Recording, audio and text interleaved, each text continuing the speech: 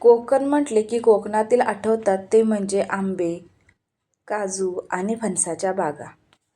तर कोकणातील लोकांची पारंपरिक खाद्यसंस्कृती म्हणजे कोवळ्या फणसाची भाजी. तर ही भाजी आज आपण आपल्या चॅनलवर बनवतोय, त्यामुळे व्हिडिओ शेवटपर्यंत नक्की बघा. आपण ही भाजी एकदम साध्या व सोप्या पद्धतीने बनवणार आहोत. तर मी इथे कोवळा फणस घेतलेला आहे. वजनी प्रमाण म्हणाल तर हा अर्धा किलो आहे. तर आता मी सुरीने कट करणार आहे, त्यामुळे सुरीला थोडंसं तेल लावून घेतले आणि हाताला सुद्धा तेल लावून घेतले. सुरुवातीला देठाकडचा भाग कापून घ्यायचा आणि अशा पद्धतीने याच्या चकत्या बनवून घ्यायच्या. विळीने कापणार असाल तर विळीला सुद्धा तेल लावून घ्यायचं, कारण याचा जो काही चीक असतो तो हाताला किंवा सुरीला चिकटला जातो. त्यामुळे कापायच्या आधी सुरीला किंवा विळीला तेल लावून घ्यायचं. तर अशा पद्धतीने मी याच्या चकत्या बनवून घेणार आहे. तर इथे कुकरमध्ये मी पाणी घेतले, पण कुकरला मी तेल लावून घेतलं होतं, ते स्किप झालेलं आहे. कुकरला सुरुवातीला तेल लावून घ्यायचं आणि मग याच्यामध्ये पाणी घालून फणसाच्या चकत्या याच्यामध्ये घालून घ्यायच्या. म्हणजे जो काही चीक असेल फणसाला तो कुकरला चिकटणार नाही. तर आता कुकरचं झाकण लावून याला आपण 3 शिट्ट्या करून घेऊया. तर हे बघा 3 शिट्ट्या झालेल्या आहेत. आता आपण याचा काटेरी भाग काढून घेऊया.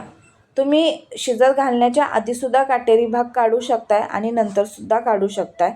तर मी इथे आता काटेरी भाग काढून घेणार आहे. तर हे बघा, असं नखाच्या साहाय्याने तुम्ही काढू शकताय किंवा सुरीने सुद्धा काढू शकताय, लगेचच निघतं. पण हे बघा, असं बोटाने काढलात ना तर ते लगेचच निघायला सुरुवात होते. सुरीने काढायचं म्हटलं तर एक्स्ट्रा भाग खूप जातो त्याच्यामध्ये, त्यामुळे हाताने असं काढलं तर फक्त काटेरी भाग निघून जातो. तर अशाच पद्धतीने मी सगळा फणस इथे आता सोलून घेणार आहे. ही भाजी जर तुम्हाला कोवळा फणस मिळाला तर नक्कीच बनवा, खूप छान लागते. आणि ही भाजी बनवण्यासाठी काही अवघड नाही आहे. खूप साध्या व सोप्या पद्धतीने आज आपण इथे बनवतोय. जास्त काही मसालेसुद्धा वापरणार नाही आहे. घरच्याच साहित्यामध्ये ही भाजी तयार होते.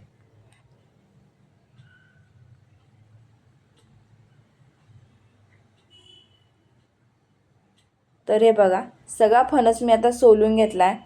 आता जो मध्ये भाग असतो देठाचा तो तुम्ही काढूनसुद्धा टाकू शकताय किंवा तुम्ही तो सुद्धा कुस्करून याच्यामध्ये घालून घेऊ शकताय. त्याला पाव असं सुद्धा काहीतरी बोलतात. तर तो मधला देठाचा भाग मी काढून ठेवला आणि त्याच्यानंतर हा गर आता आपण कुस्करून घेऊया. हे बघा, अशा पद्धतीने हाताने लगेचच कुस्करला जातो. पुन्हा एकदा मधला हा देठाचा भाग काढून घेऊया आणि बाकीचा गर कुस्करून घेऊ. अशाच पद्धतीने हा आता सगळा गर आपण कुस्करून घेऊया. बघा, व्हेज चिकन म्हटला तरी काही हरकत नाही. नॉनव्हेज न खाणारे असतात त्यांना ही फणसाची भाजी खूपच आवडेल. चला मग आता भाजी बनवूया. तर इथे कढईमध्ये मी 2 ते 3 चमचे तेल घालून घेतलेलं आहे. याच्यामध्ये मी आता पापड तळून घेतले होते, त्यामुळे राहिलेल्याच तेलामध्ये मी ही भाजी फोडणी घालत आहे. रोजच्या फोडणीपेक्षा थोडंसं तेल जास्तच घालायचं फणसाच्या भाजीला. तर जिरे घातले, त्याच्यानंतर बारीक चिरलेला लसूण घातला आणि त्याच्यानंतर 2 बारीक चिरलेले कांदे, 1 बारीक चिरलेला टोमॅटो. आता आपण हे मिश्रण चांगलं फ्राय करून घेऊया. गॅसची फ्लेम मी स्लो केली आहे. स्लो गॅसवरच आपण हे फ्राय करून घेणार आहोत. तर कलरसुद्धा बघू शकता किती कलर चेंज झाला आहे. 4 ते 5 मिनिट लागलेले आहेत कांदा फ्राय करण्यासाठी. त्याच्यानंतर याच्यामध्ये अर्धा छोटा चमचा हळद पावडर, 1 चमचा लाल तिखट, अर्धा चमचा किचन किंग मसाला मी घातला आहे ते आणि अर्धा चमचा धनिया पावडर घालून घेऊया. आता हे सगळे मसाले मिक्स करून घेऊया. किचन किंग मसाला नसेल तर पावभाजी मसाला किंवा गरम मसाला वापरला तरी चालेल. मसाले चांगले व्यवस्थित मिक्स करून झाले की याच्यामध्ये चवीनुसार मीठ घालून घेऊ. आता थोडंसं इथे किसलेलं खोबरंसुद्धा घातले मी. आता चांगलं हे मिश्रण फ्राय करून घेऊया तेल सुटेपर्यंत. आता मसाले खूप सुके होतात, त्यामुळे याच्यामध्ये मी 1 चमचाभरच मी पाणी घालून घेतलं आहे आणि पुन्हा एकदा मिक्स करून घेऊ. आता याच्यामध्ये कुस्करून घेतलेला फणस घालून घेऊया आणि मिक्स करून घेऊ. तर इथे मी सगळा फणस घालून घेतलाय.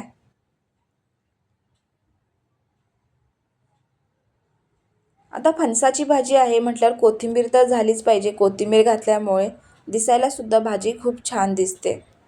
आता आपण हे मिक्स करून घेऊया, म्हणजे ह्या फणसाच्या भाजीला सगळे मसाले व्यवस्थित लागले पाहिजे.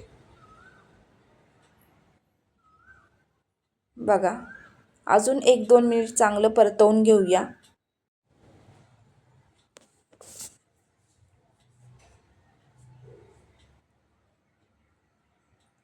बघा, जास्त काही वेळसुद्धा लागला नाही आणि कमी साहित्यामध्ये ही भाजी ते तयार झाली.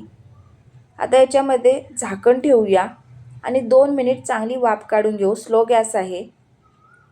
2 मिनिटानंतर बघू शकताय. आता पुन्हा एकदा परतवून घेऊ.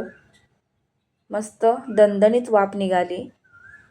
ही भाजी आता खाण्यासाठी तयार आहे. गॅस बंद करूया. चला, आता सर्विंग तर झालीच पाहिजे. तर इथे बघा, दिसायला सुद्धा छान दिसते आणि अप्रतिम अशी तांदळाची भाकरी किंवा चपातीसोबत ही भाजी खाण्यासाठी अतिउत्तम लागते. व्हिडिओ कसा वाटला ते कमेंटद्वारे मला नक्की कळवा आणि तुम्हाला सुद्धा फणस भेटला तर ही भाजी नक्की ट्राय करा आणि कशी झाली ते कमेंटद्वारे नक्की कळवा. आजचा व्हिडिओ तुम्ही वेळात वेळ काढून पाहिलात त्याबद्दल मनापासून धन्यवाद. आणि अजून तुम्ही माझ्या चॅनेलला जर सबस्क्राईब केलं नसेल तर सबस्क्राईब करा. पुन्हा भेटूया अशाच एका नवीन रेसिपीसोबत.